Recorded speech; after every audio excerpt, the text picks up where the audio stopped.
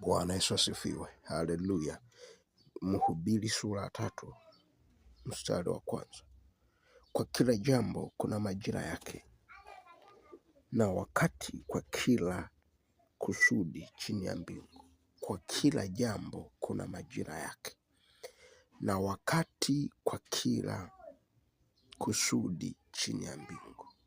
Kwa kila jambo lina majira yake, na wakati kwa kila kusudi. Kwa nini kusema nyakati ndani yake zinabebeshwa kusudi linalotakiwa kuwa timilifu, lakini kila jambo lina majira.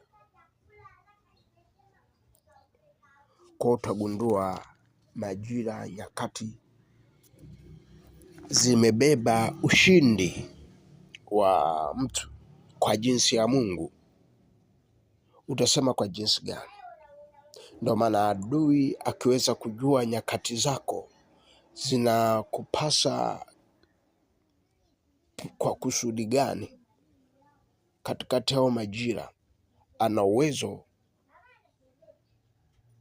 wa kuweza kukubana usiweze kujua. Anajua akikubana usiweze kujua, utafanya chochote ambacho hakikutakiwa kwenye hizo nyakati. Atakupatia yeye ambacho utafanya, kinaweza kikawa kizuri, lakini kiko nje na kusudi la Mungu kwenye hizo nyakati.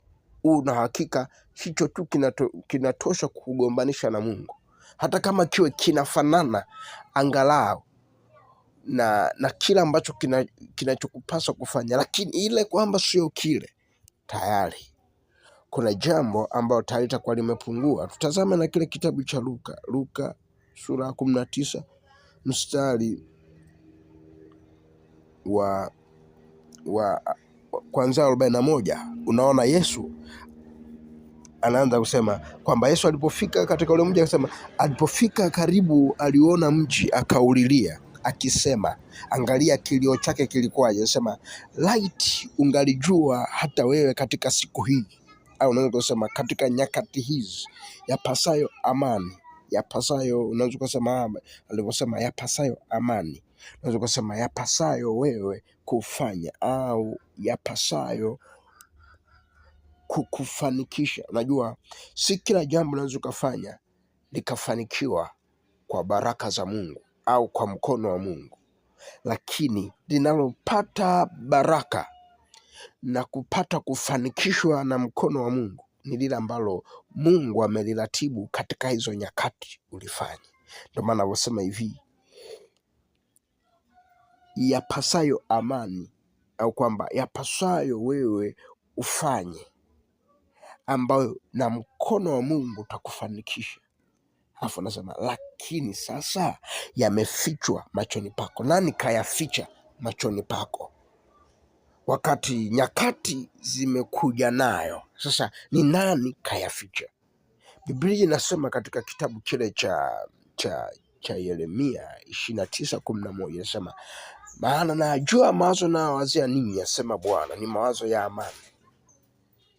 Unaweza ukaelewa kwamba Mungu wakati wote anatuwazia mawazo aliyo mema. Kwa bahati mbaya, binadamu wengi tukiwa duniani huwa tunafikiri tupo kwa ajili yetu. Hatufikiri juu ya Mungu, kwamba kabla hajamweka Mungu kabla hajamweka mwanadamu katika ulimwengu, aliumba kwanza mazingira, aliumba nyakati, na ndani ya nyakati alibebesha vitu ambavyo mwanadamu umekupasa uvifanye au uviendee. Ndio maana ndani yake ameweka na njia, ameweka na mazingira awezeshi. Ndio maana usipojua namna gani, ndio maana watu wengi wao wanafikiri labda wokovu au kuokoka ni kwa ajili ya kwenda mbinguni na nini, lakini wokovu ni kurudisha maisha standard ile ya maisha ambayo Mungu anataka mwanadamu aishi akiwa anamfuata Mungu.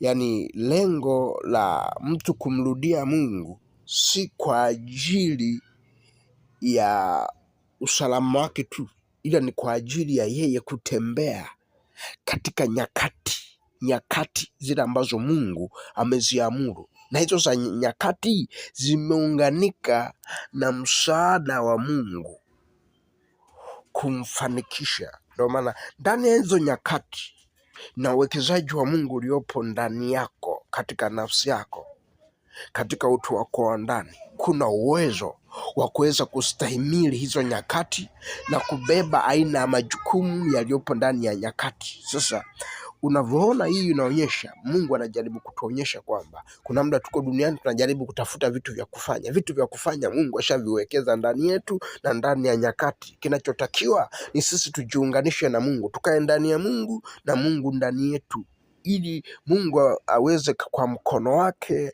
wa ushirika ule uliopo katika Roho Mtakatifu atuongoze katika hayo yote na kutufanikisha katika hayo yote, tuweze kuona ushindi tukiwa hapa duniani, ili adui asitumeze sisi pamoja nao mazingira tukaanza kupapasa papasa.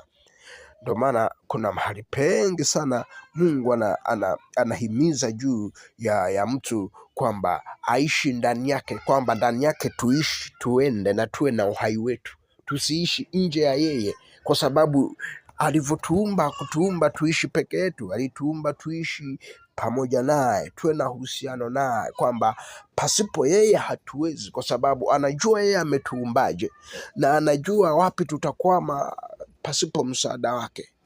Haleluya, Bwana Yesu asifiwe.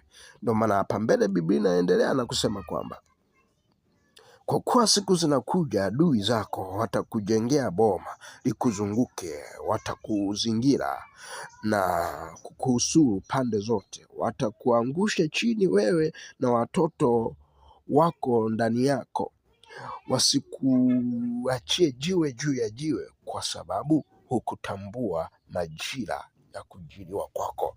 Utagundua kumbe kuna majira ya kujiliwa kwako kwa yale ya kupasayo kufanya ndani ya wakati.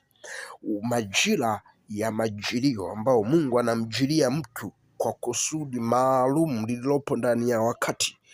Kuna kuwa na ishara mbalimbali ambazo zinamuonyesha, lakini kwa kuto kujua, adui anakuhusuru na kuijengea boma, anakuzuia usione hizo nyakati.